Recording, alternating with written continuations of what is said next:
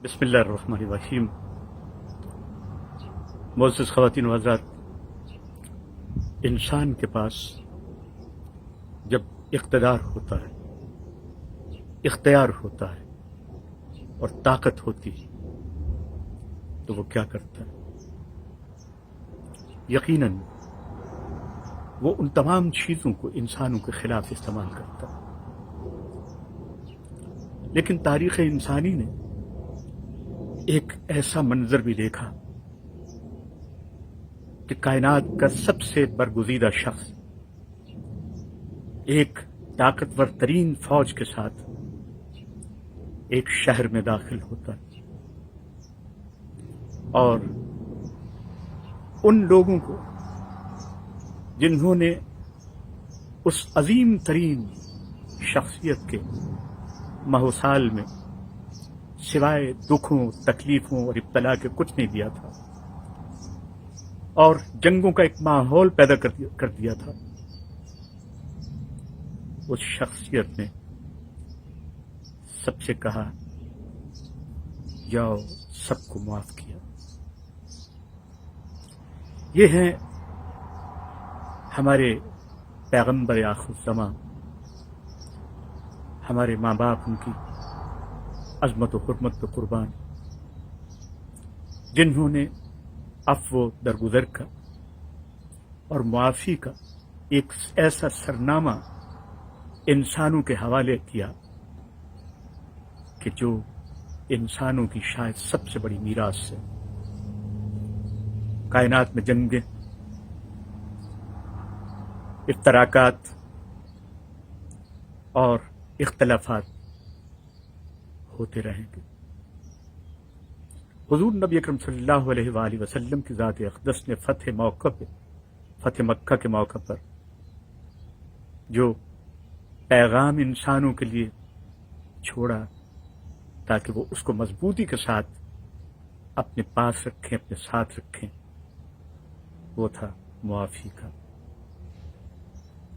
दुनिया में जितनी भी एमेंसिटी से मुताल्लिक़ अफ़्व आम्मा की जितने भी तंजीमें हैं, उनके चार्टर की बुनियाद हुज़ूर नबी अकरम सल्लल्लाहु अलैहि वसल्लम का ये फरमान, ये हुक्म और ये सीरत है कि जो फ़तह मक्का के मौका पे लोगों ने देखा।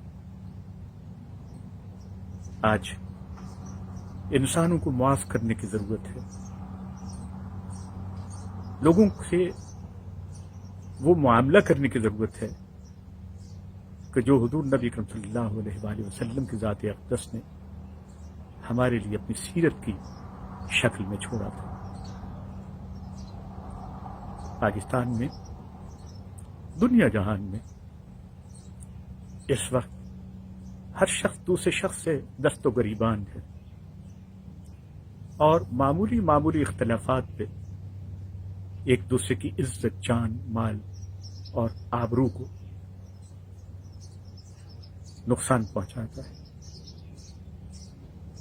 इस नुकसान को हम नफा की शक्ल में कैसे बदल सकते हैं और पूरे इंसानों के लिए मोहब्बत, आफियत और अमन को कैसे यकीनी बना सकते हैं कि हम फ़तह मक्का की उस रूह को समझें कि जो हुज़ूर नबी अकरम सल्लल्लाहु अलैहि वसल्लम के पैगाम में पोशीदा है। अबू सुफियान जैसा शख्स जो हर जंग में, हर ग़ज़वा में इस्लाम के खिलाफ परचम लेके निकलता था, हुज़ूर नबी अकरम सल्लल्लाहु अलैहि वसल्लम की ज़ात अक़दस को इतनी तकलीफ़ें और इतनी बहीमाना अंदाज से अज़ियतें दी कि अल्लाह के नबी के पास सब कुछ था, लेकिन कहा कि जाओ, मुआफ़ किया और उसके घर को भी अमान दी और यह भी कहा कि जो भी इसके पास जाएगा उसके लिए भी अमान है। आज हमें समझने और जानने की ज़रूरत है, बिलखुसूस पाकिस्तान में, कि हम अपने राइवल्स को माफ़ करें, उनको मौका दें और ये मौका बिला तफरीक दें।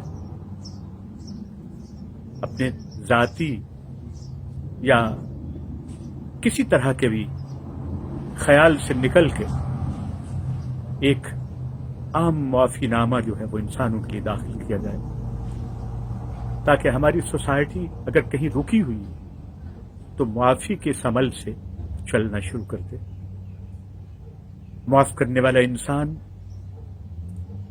نہ صرف یہ کہ سنت پہ عمل کر رہا ہوتا ہے، بلکہ اپنے آپ کو ایک ریلیف دے رہا ہوتا ہے، اپنے اندر ایک کیفیت کو پیدا کرتا ہے جس کا وہ لطف اٹھاتا ہے بعد میں۔ اس وقت ضرورت ہے کہ پاکستان میں انفرادی سطح پہ، معاشرتی سطح پہ، قومی سطح پہ، سیاسی سطح پہ، مذہبی سطح پہ، تہذیبی سطح پہ ایک ایمنسٹی ہو، عفو عامہ کا اعلان ہو۔ وہاں تو تمام مسلمان ہیں، صرف بہت چھوٹی تعداد میں اقلیتیں ہیں اور ان کا حق تو بہت فائق ہے۔ اور فتح مکہ کے موقع پہ جہاں دشمنوں کو معاف کیا، وہاں ان لوگوں کے ساتھ اس نے سلوک کا ایک پیغام دیا کہ جو اقلیتوں سے متعلق تھا، کہ آپ کے لیے امان ہے، محبت ہے اس سلطنت میں جو خدا کی قائم کردہ سلطنت ہے، اور اللہ کے حبیب نے اس کی بنیاد رکھی ہے۔ اس بنیاد کو مضبوط کرنے میں اقلیتوں کا، اکثریت کا، تمام تر طبقات کا یکساں حصہ ہے۔ آئیے اس بات کو سمجھنے کی کوشش کریں اور فتح مکہ کے حقیقی پیغام کو لوگوں تک پہنچائیں۔ یہ آپ نے میرے پس منظر میں یہ جو ایک میوزک سن لیا ہے، یہ در حقیقت اس بات کی تائید ہے کہ خوشی کا دن ہے، محبت کا دن ہے، اور اس پیغام کو محبت کے ساتھ سنا جائے، سمجھا جائے۔ میں آپ کا دوست doctor Zulfiqar Kazmi Washington D C سے آپ کے ساتھ مخاطب تھا۔ فتح مکہ مبارک، اور آپ کو رمضان کریم کی مبارک۔ اپنے گرد و پیش میں دیکھیے صورتحال کیا ہے، کیسے مدد کر سکتے ہیں لوگوں کی، انسانوں کی مدد کیسے کر سکتے ہیں۔ یہ آج کے دن کا شاید بہترین پیغام ہو سکتا ہے۔ خدا حافظ ناصر۔